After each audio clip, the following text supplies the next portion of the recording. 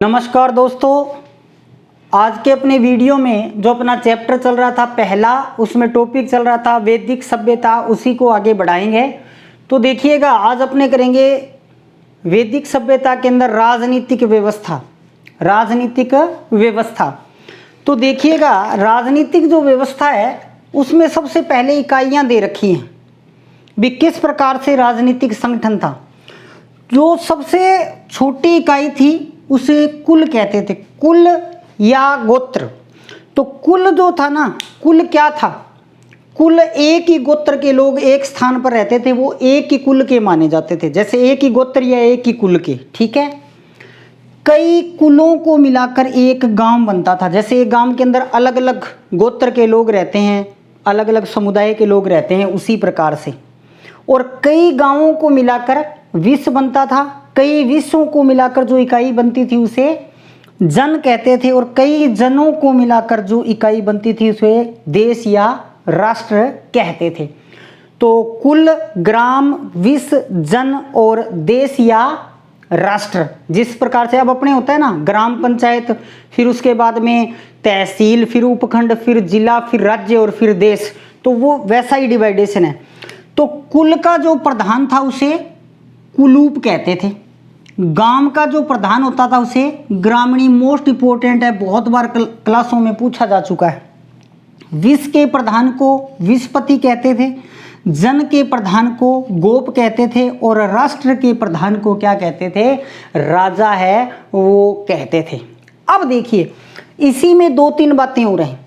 एक तो आपसे प्रश्न ये पूछा जा सकता है कि वैदिक काल के अंदर सबसे छोटी राजनीतिक इकाई कौन सी थी और सबसे बड़ी राजनीतिक इकाई कौन सी थी? तो जो कुल था ना, ये सबसे छोटी इकाई थी। सबसे छोटी इकाई कह लो आप, या सबसे छोटी संस्था कह लो आप, ये सबसे छोटी इकाई थी। सबसे बड़ी क्या थी? राष्ट्र। सबसे बड़ी, जैसे अब भी अपने सबसे बड़ी इकाई क्या है? देश ही है। सबसे छोटी इकाई क्या है? गांव है, ठीक है। उसी प्रकार से तो कुल, कुलूप, ग्राम, ग्रामीण, विश्व, विश्वपति, जन का गोप, और देश या राष्ट्र का अध्यक्ष या प्रमुख जो होता था वो राजा। सबसे बड़ी इकाई, सबसे छोटी इकाई, आरोही और अवरोही क्रम आपने दोनों ही ध्यान रखने। अब देखिएगा, राजा जो था ना, दो तीन बातें राजा की ध्यान रखनी है। पद, राजा का जो पद था वो वंशानुगत था। वंशानुगत था, राजा का पद जो था वंशानुगत था, यानी कि बाप के बाद में बेटा राजा बनेगा। किंतु एक बात भी थी, क्या? जनता की सहमति आवश्यक थी। जनता की सहमति आवश्यक थी, और बलि या बलिहर्त नामक कर लेता था ये।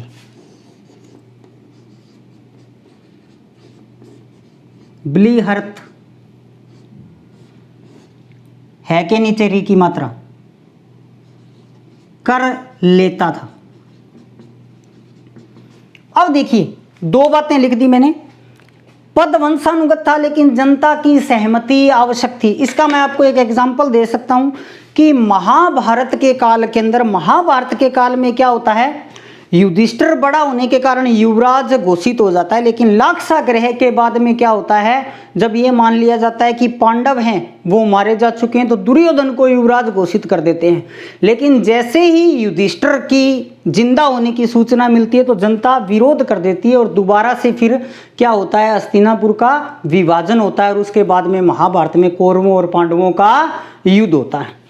तो ये तो राजनीतिक इकाई थी। सबसे छोटी कुल, सबसे बड़ी राष्ट्र या देश, इनको आपने क्रम से ध्यान रखना है, बढ़ते क्रम और घटते क्रम में, ठीक है। अब देखिए, संस्थाएं कौन सी थी? जिस प्रकार से अपने आज की राजनीति की बात करें तो संस्थाओं में अपने कार्यपालिका, व्यवस्थापिका और न्यायपालिका है, उसी प्रकार यहाँ भी तीन संस्थाएं थी। यहाँ भी प्रमुख रूप से कितनी संस्थाएं थी? तीन संस्थाएं थी। ये आपने ध्यान है वो रखना है। कौन कौन सी?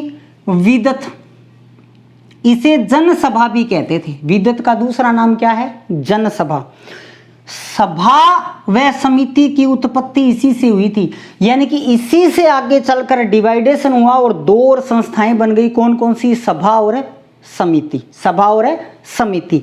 अब देखिए, सभा और समिति जो है, सभा को मंत्री परिषद कहते थे। यहां वृद्ध यानी कि अनुभवी बूढ़े व्यक्ति बैठते थे और अभिजात का मतलब है जो प्रशासन में थे वो लोग या अमीर लोग बैठते थे। ये उनकी सभा थी।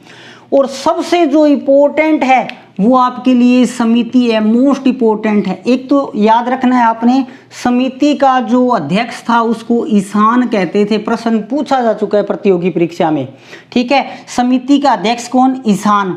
राजा बैठक में भाग लेता था, यानी कि समिति की जब भी बैठक आयोजित होती थी तो राजा उसके अंदर भाग है वो लेता था। फिर राजा पर नियंत्रण रखना इसका प्रमुख कार्य था। यदि राजा सही कार्य नहीं कर रहा है, वो दुराचारी है, तो समिति प्रत्येक गांव के अंदर, प्रत्येक जन के अंदर जो समितियां थी, यदि वो बहिष्कार कर दे तो राजा को पद से हटाया भी जा सकता था।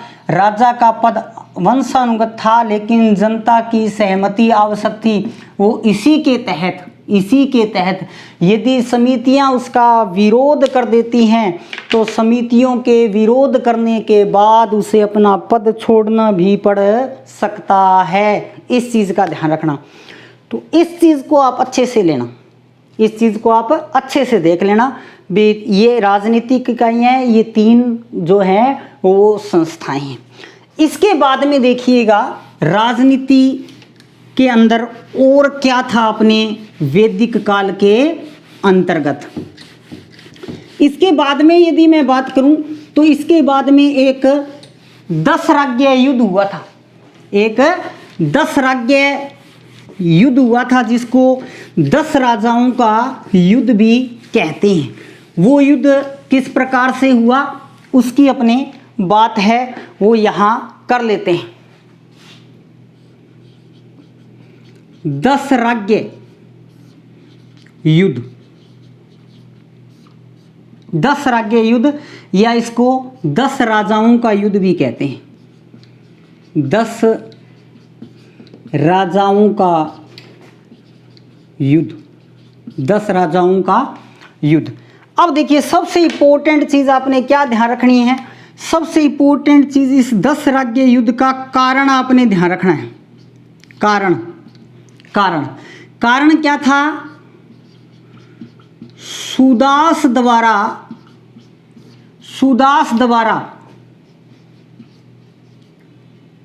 विश्वामित्र के स्थान पर वशिष्ठ को पुरोहित बनाना।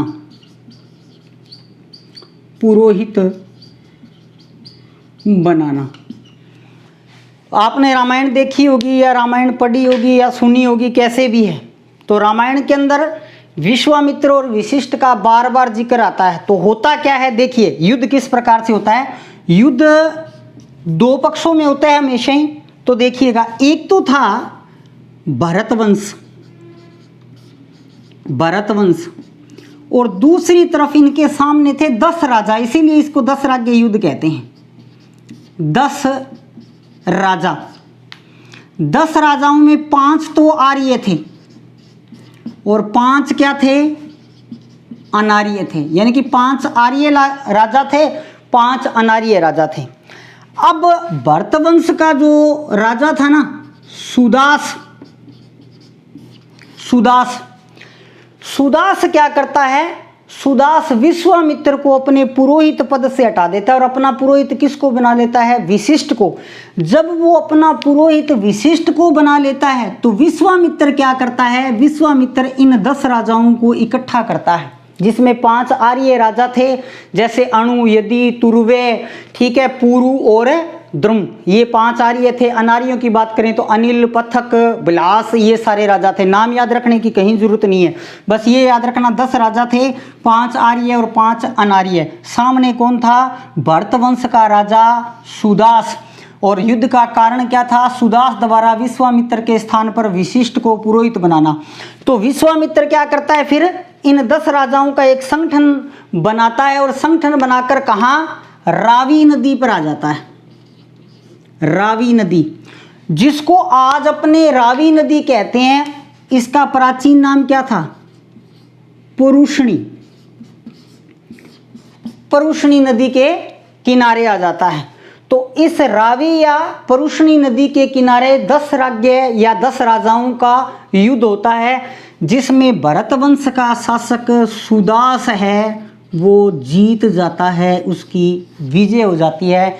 इस युद्ध का जिक्र अपने को ऋग्वेद के अंतर्गत मिलता है। तो ये मोस्ट इंपोर्टेंट युद्ध है, सबसे भारत में सबसे ज्ञात प्राचीन युद्धों में से ये पहला ही युद्ध है वो माना जाता है, जिसका उल्लेख अपने को ऋग्वेद में मिलता है।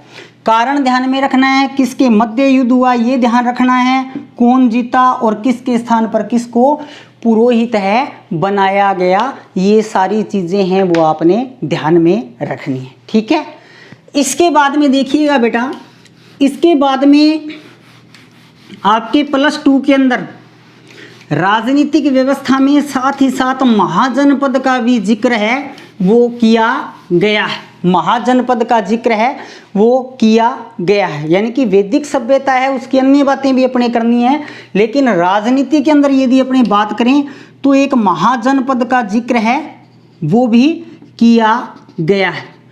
तो यदि महाजनपद की बात की जाए, इस प्रकार से यदि मैं प्राचीन भारत की बात करूं तो कुल अपने को 16 महाजनपद का उल्लेख मिलता है। तो पहला प्रश्न तो यही बनता है कि महाजनपद कितने? 16 महाजनपद थे।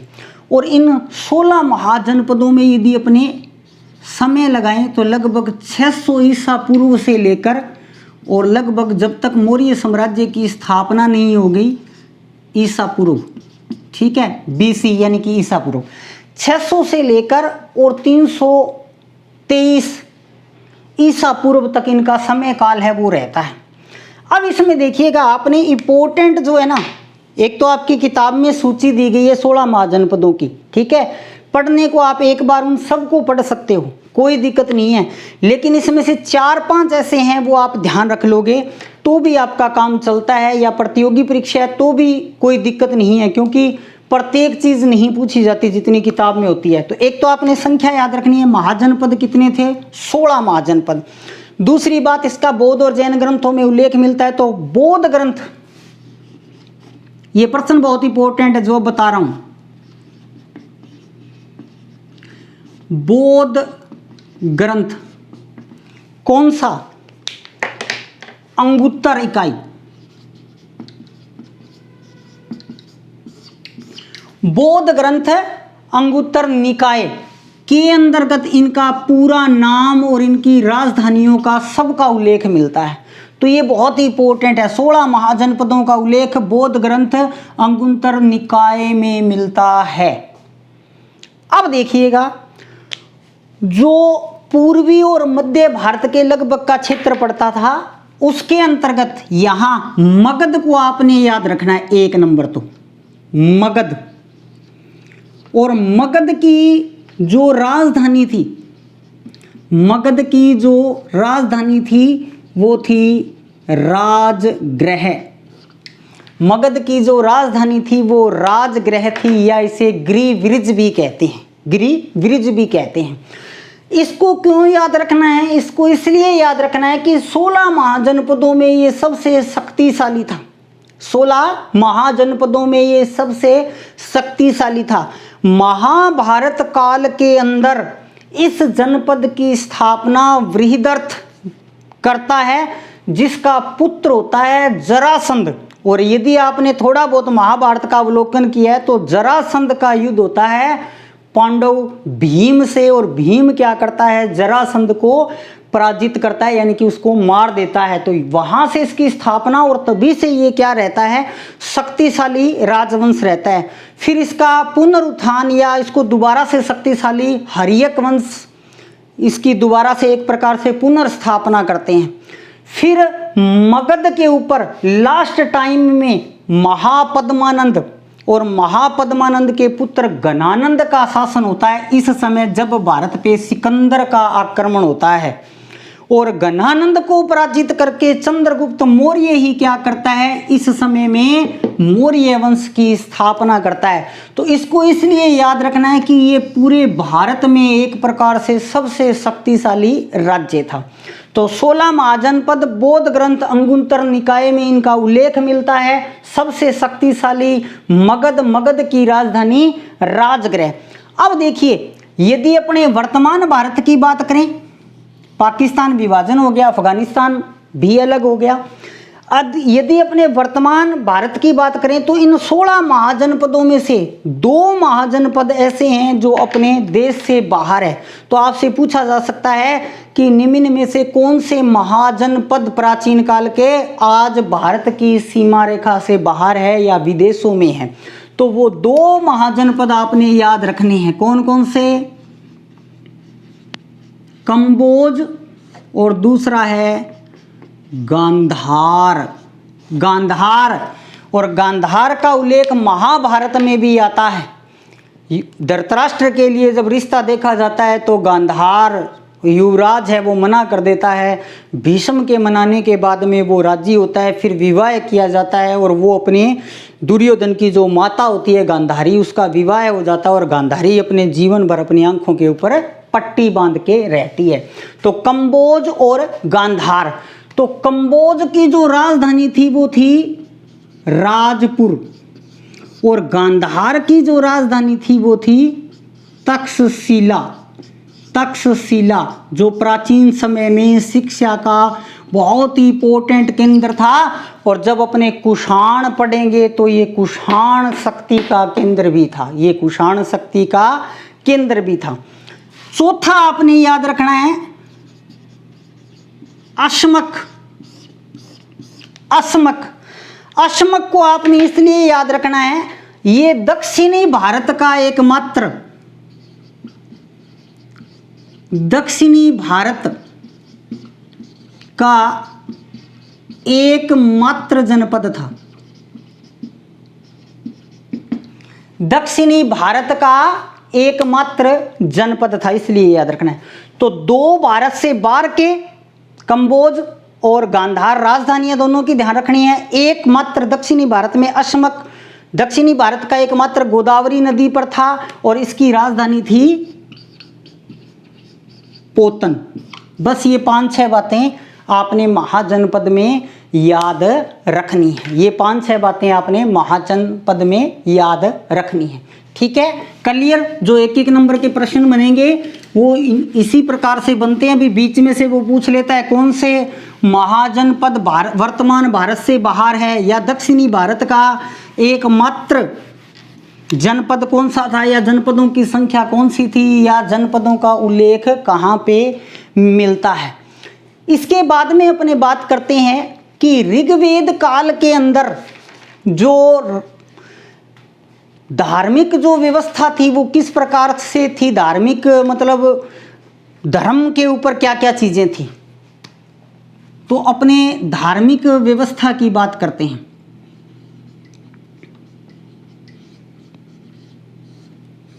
धार्मिक व्यवस्था, धार्मिक जो व्यवस्था थी उसमें देखिए ये बहुल देववादी थी।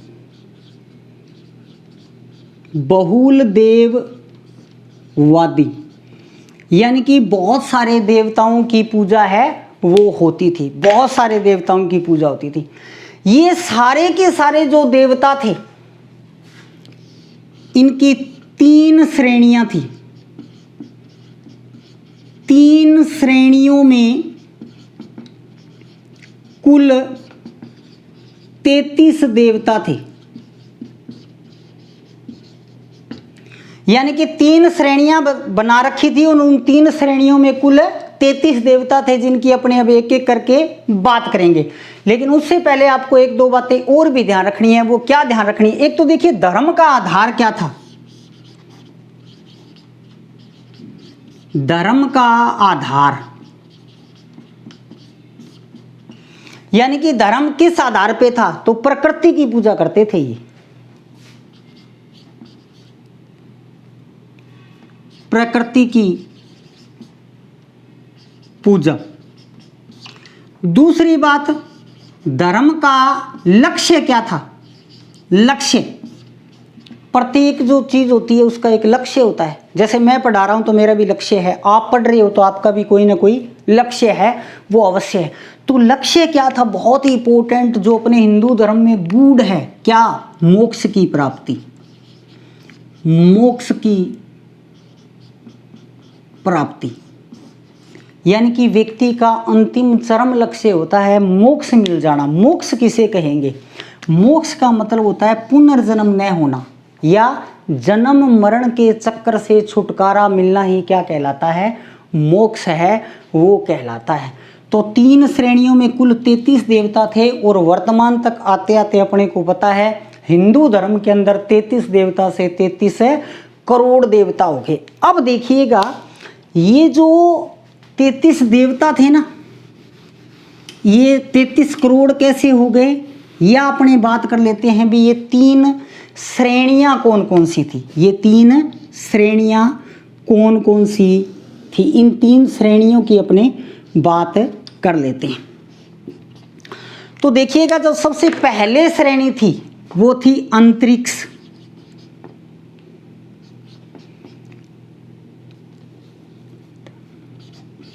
अंतरिक्ष, अंतरिक्ष को क्या कहते थे?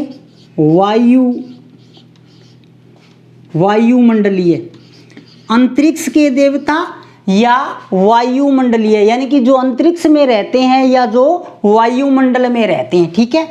दूसरे आकाश के देवता, आकाश, एक तो वायुमंडल हो गया, उससे ऊपर आकाश हो गया। आकाश का मतलब जहां अपने स्वर्ग और नरक कहते हैं, यानी कि स्वर्गवासी जो स्वर्ग में रहते हैं, स्वर्ग के देवता। और तीसरे जो देवता हो गए अपने पास, वो पृथ्वी के देवता, पृथ्वी के देवता, पृथ्वी के देवता या पृथ्वी स्थानिक देवता। एक तो आपने ये 3 नाम याद रखने हैं, चाहे तो ये रख लेना, अंतरिक्ष, आकाश और पृथ्वी के देवता, ठीक है। इनके दूसरे नाम भी हैं, ठीक है। अब देखो इसमें कौन कौन से देवता सम्मिलित थे या किस प्रकार से था, ये चीज आपने याद रखनी पड़ेगी। अब देखो 3 श्रेणियां है ना, इन 3 श्रेणियों में एक एक देवता प्रमुख है, और फिर सारों में भी एक एक प्रमुख है। इस चीज को आप ध्यान से समझ लेना। देखिए, अगर मैं बात करूं यहां पर प्रथम, द्वितीय और तृतीय देवता, प्रथम देवता, द्वितीय देवता और तृतीय देवता।